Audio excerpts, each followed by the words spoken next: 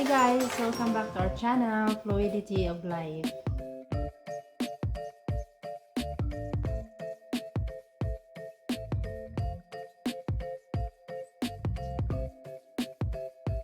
Ngayon, gawa tayo ng pizza.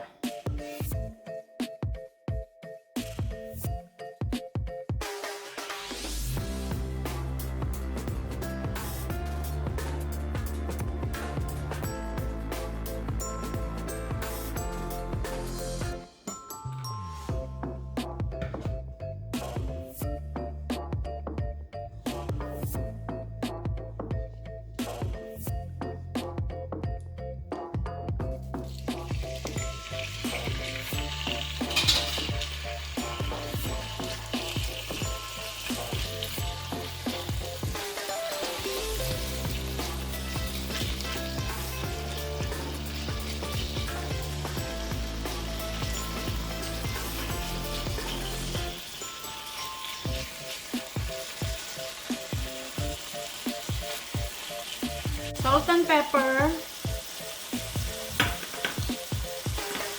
Takpan para mabilis maluto. Luto na ang ating manok, guys. Then, igisa ko saglit yung bell pepper at saka mushroom.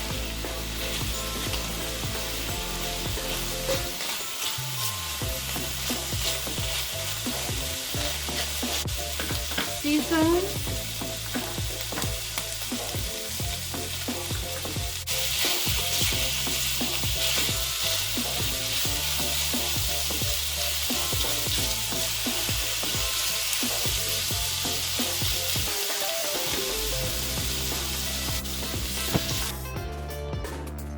Guys, we're gonna prepare our crust. We need 3 large potatoes. And I'll be using 4 since my potatoes are not that big.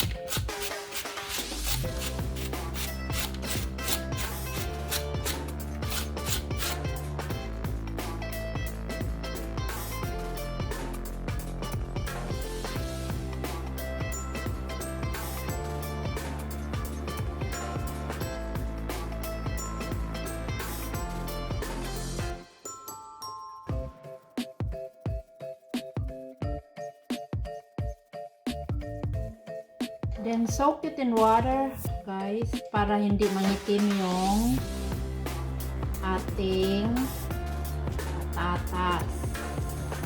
Ayan o, nag-umpisa na siyang naging brown.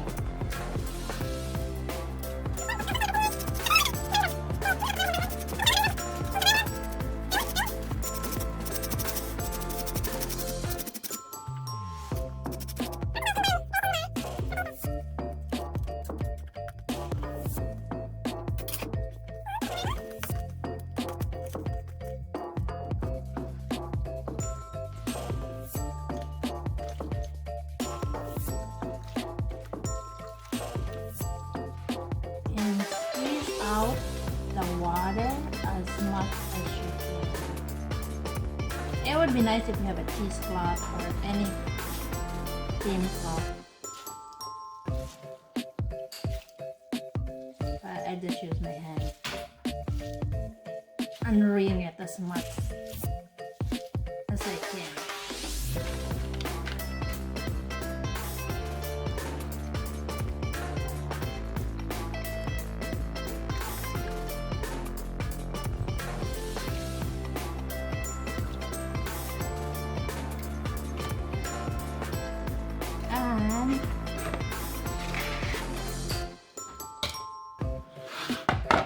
In here, I'll be using a little bit of parsley, Italian parsley.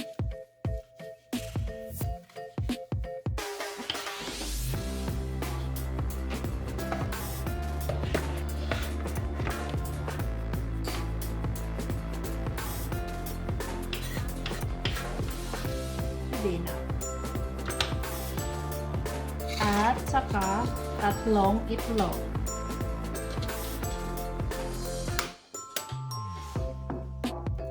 Ito yung binder natin. sa ating potato crust.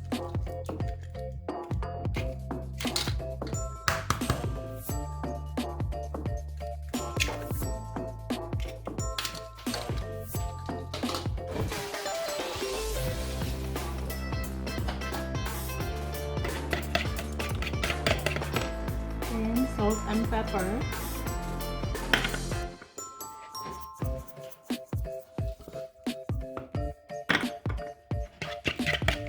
Beat them together.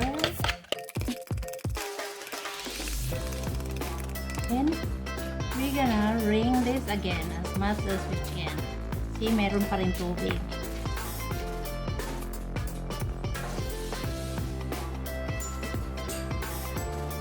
Yeah, that's it.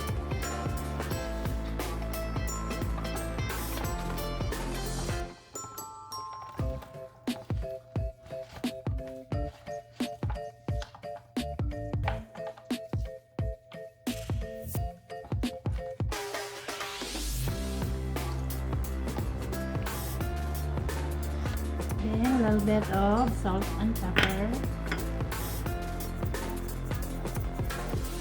para may lasa yung crust natin.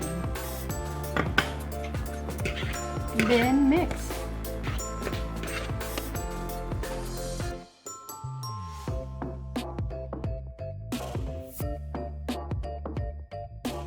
Using a cast iron, now we're gonna start cooking our crust.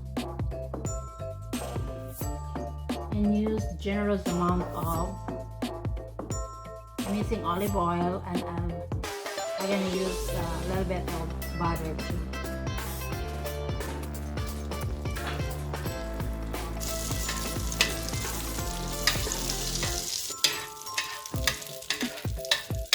This looks like there's a lot of oil, guys, but you know, I'm using potato, so potato will absorb a lot.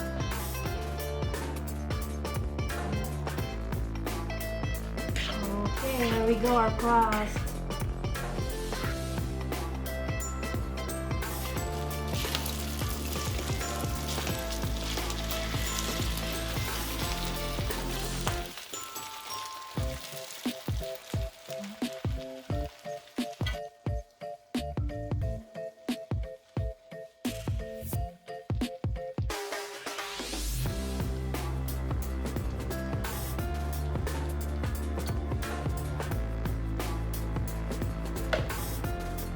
Okay guys, this is ready to flip. Add a little bit of oil. I think the potato absorbs most of the oil.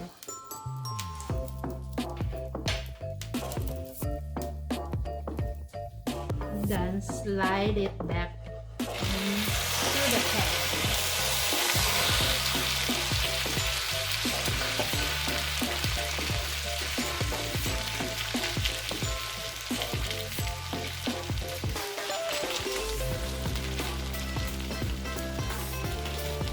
Let it cook for another 5 minutes. Now we can put our sauce. Classic roasted garlic Alfredo sauce. You can be as generous as you want. You love this sauce? Nasa inyo kung maraming ilagay. And then put all our toppings. I have here red onions,